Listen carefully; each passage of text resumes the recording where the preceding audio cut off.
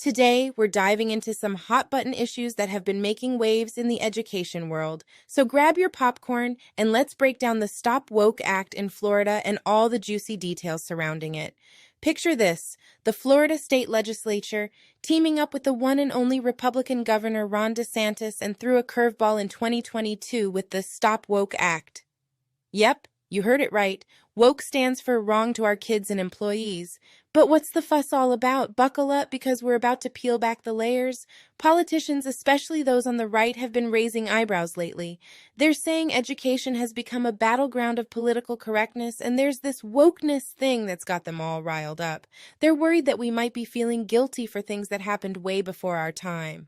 I mean, come on, should we really be shouldering the blame for historical injustices? Fast forward to 2022 and Governor DeSantis, with his Republican crew, unveiled the Stop Woke Act.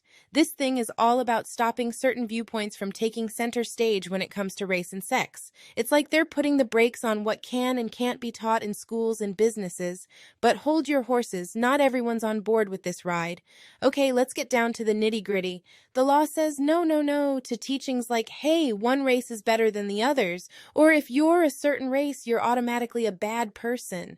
And they're all about saying no to teaching that our race determines our moral character. You get the idea. They're steering clear of promoting guilt and discrimination based on stuff that happened way before our time. But oh boy, the backlash was real. Students and professors weren't having it. They said, hold up, this ain't cool. Critics argue that this law is a slippery slope for free speech and learning about important stuff like systemic racism and gender discrimination. It's like they're trying to put a muzzle on real conversations. Here's what DeSantis had to say about it. He rolled out this law to tackle what he calls corporate wokeness and critical race theory.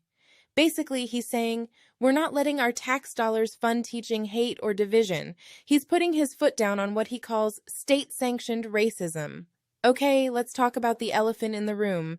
Critical race theory. This is like a higher-level academic framework that dives into how racism is still lingering around. But guess what? It's not getting much airtime in K-12 schools. Still, it's getting everyone all riled up. Some folks are worried that talking about systemic racism will make things awkward for the kiddos, but critics are calling out Florida's new law. Civil rights groups and freedom of speech warriors are sounding the alarm. They're saying this law could squash open conversations and chill free speech. It's like they're putting a gag on teachers and employers, preventing them from talking about stuff like systemic racism and gender inequality. And there you have it, folks. A whirlwind of controversy surrounding the Stop Woke Act in Florida. So what's your take on all this? Do you think this law is a superhero or a villain? Let us know in the comments below. And don't forget to give us a thumbs up, hit that subscribe button, share this video, and join the discussion. Until next time, stay curious. This is Bite Size Politics signing off.